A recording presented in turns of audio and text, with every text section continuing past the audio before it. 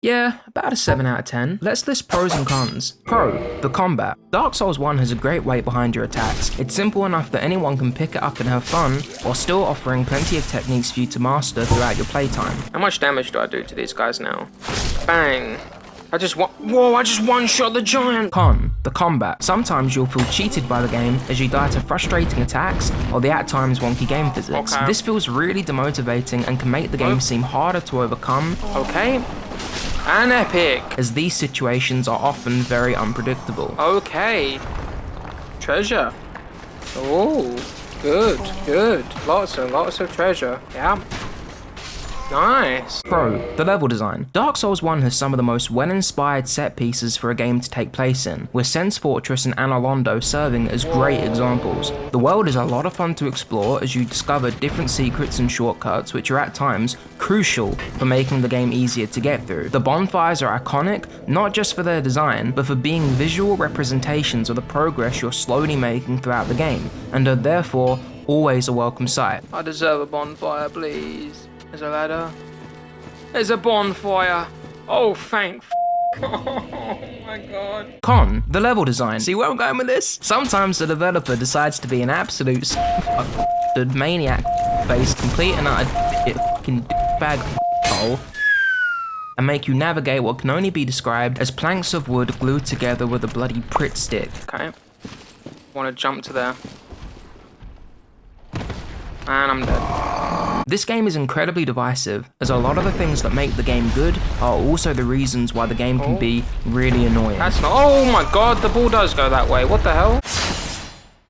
If you ask a Dark Souls gamer, why do you like the game? No. There's a good chance they'll tell you the sense of accomplishment. There we go. Epic! Which is a bit paradoxical really. They start the game just to finish it. Whoa. Did I win? Most games entertain the player by being immediately satisfying. Either the experience is innately fun, or they'll saturate the otherwise mundane gameplay with a bunch of pop-ups congratulating every minor feat, forcing forward that same sense of accomplishment. So really, to enjoy Dark Souls is just the same as any other game you might play, except Dark Souls is less immediate. Let's just see if I still am able to do the parries. Okay. Not looking good so far. It's on the player to figure out the best way to progress, and then when they do, accomplishments aren't always well celebrated. Kicking the ladder. I'm not risking that anymore.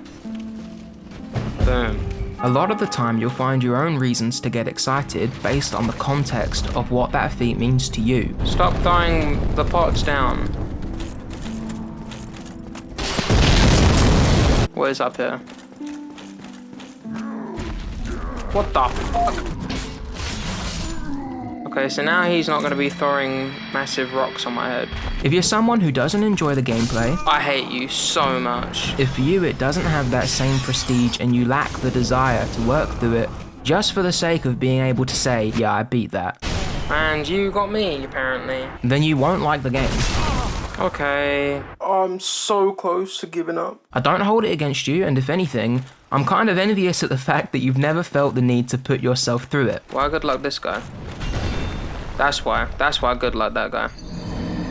However, if you're anything like me, beating Souls-bourne games can be easily considered one of the hardest challenges to set yourself for modern era gaming. If you can somehow find it in you to keep pushing forward time after time, pick yourself back up, brush yourself back off, and throw your hat once again into that ring for that one more attempt that will lead to the next and then the next, hold your head high. You moved mountains on your journey, and it all started here. One of the most infamous video games to have ever been created, Dark Souls.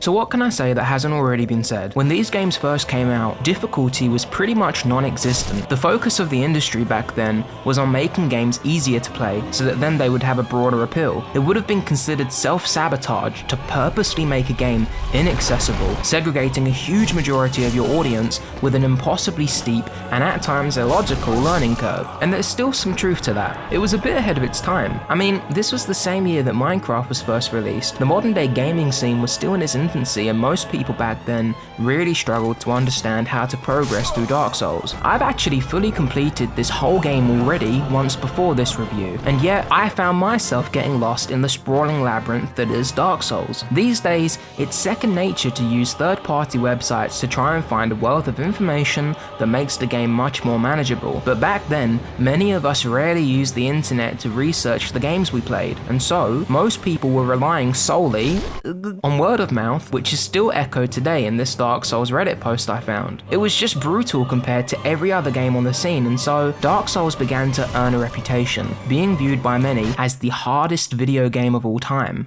Okay, I guess you're not supposed to dodge that. That's a really cool move. I really like that. I like how a red semicircle hit me and I died. When you think of Dark Souls being difficult, you're a big dragon. Oh, okay. One of the first things that comes to mind is how, if you die twice, you permanently lose all of the souls you've gained so far. Okay, there goes 3,000 souls. Now, the souls in Dark Souls are a currency that you use to level up, upgrade weapons, or buy better equipment. Go on then. I'll splash a bit of money. So losing a lot of them can feel devastating, especially in the early game. No! That means all the souls that I've gained from all that section of the game, that's all lost now. They very explicitly make you more powerful, and so losing them all feels like a massive setback. Well, there goes 2,000 souls. Plus, it's not like you can just cash them in at any time. You have to survive long enough to either make it back to your bonfire or on to the next, which ups the pressure for that impending death. Either dying or resting at a bonfire will respawn all hostiles in an area, which again knocks you back, restricting your progress, and without a map or guide, these checkpoints can be fairly infrequent and difficult to find. Some of them literally hidden behind invisible walls because this guy thought that'd be fun. Also in Dark Souls 1, defeating a boss will very rarely grant you a bonfire in the boss room, so the game gives you a bunch of souls to hold on to while you're in your most vulnerable state. Oh, I still got caught by it, no! If you ask me, that wouldn't be nearly as bad if I at least knew where in the f*** I was supposed to be going. Right, I'm looking this shit up. Oh... So I don't even need to be here. It's like the second major bonfire I got. That goes to show you how long ago it was. I'm not just back where I was. Where the hell am I supposed to go? I'm so pissed off. All this time. And the place that I had to go was just over here. The whole time. It was just round down this way. You've got to be kidding me. Why would anyone think to come back here? The Dark Souls Remaster was able to increase the frame rate, improve the textures, run at higher resolutions, but do you know the one thing that this game can never just patch or rework? Its sense of direction. Is this where I need to be? It's comical how little information the player is given about where to go and how to progress. Right after leaving the Undead Asylum, this guy, Crestfallen Warrior, functions as your first point of contact and provides the first initial scraps of guidance for the player, in which he pretty much just says, yeah, ring 2 bells, one is up and one is down. That's it, off you go. Off you go. I can't imagine playing through this game without some kind of online guide, because otherwise, at some point you're gonna get stuck. Or worse, you're gonna spend hours like me, progressing in the complete wrong direction. Oh my god. I spent so long doing this. What's in here? Sealed by the Great Lord's power. What? Am I early? How do I get back? Looks like I'm gonna have to walk all the way back. Nope. Drink. I hate you so much. Oh man, and now it's gonna send me all the way back to the fucking bonfire in the Tomb of the Giants. Fuck off! No, come on, man. Painful. It's so painful. A lot of the map is available to you straight away, with no clear distinction for the way that you need to go versus every other direction in the game. There are locked doors and contextual barriers that prevent some access to later stages, but for the most part, it's completely open. Also, there's a huge amount of backtracking through the game. Fast travel is only unlocked halfway through it, so you're gonna be painstakingly walking back and forth a bunch until you get to that point. The closest closest I came to rage quitting happened when fighting what has so far become my most hated Dark Souls boss, the Bed of Chaos. Fighting it was really infuriating because it just pokes you out of the arena, killing you unceremoniously. But by far the worst part was the few minutes I had to keep spending running back to the boss room every single time I died. You run all that way just to once again be sent flying off the map within the span of just a few seconds. At these points, the game really loses that sense of difficulty and just feels tedious. I know that eventually I'll make it past and finally defeat it, but there's a luck factor here. Not to say that the game is luck-based, mind. Dark Souls wants you to find unique solutions to its seemingly insurmountable obstacles, which is why one of the first enemies you fight is this stray demon boss. Most people won't have a chance of defeating it here, and after dying to it a couple of times, they'll escape through the side door and do massive damage from the balcony above. The game is immediately showing you that to beat it, you're gonna have to play smarter, not harder.